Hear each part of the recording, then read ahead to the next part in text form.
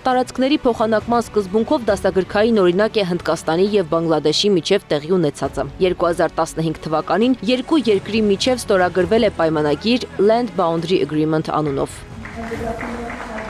Անկլավների հարցը կարգավորվեց փոխանակման սկզբունքով։ Աշխարհն անկլավների կարգավորման հարցում դրանից բարդ համակարգ չի ունեցել։ Մեր տրամաբանությունն է, որ այդ անկլավը պետքա փոխանակվի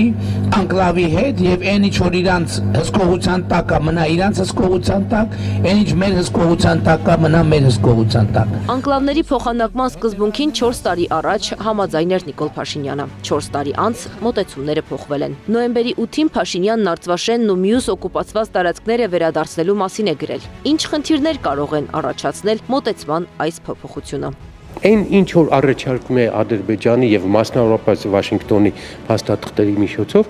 նոր կոնֆլիկտների բուն են, նոր կոնֆլիկտներ առաջացնող բաներ են։ Եվ դա է խնդիրը, որ այսօր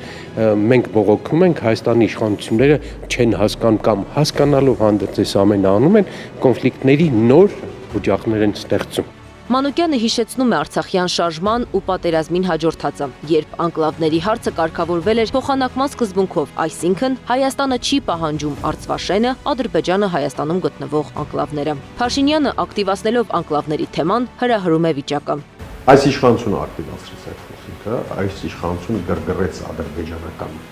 ախորժակը, ընդհանրապես հայկական տարածքների նկատմամբ իր անհեռատեսությամբ դիվանագիտությունից ոչինչ չհասկանալու եւ հայկական ազգային պետական շահերը չհասկանալով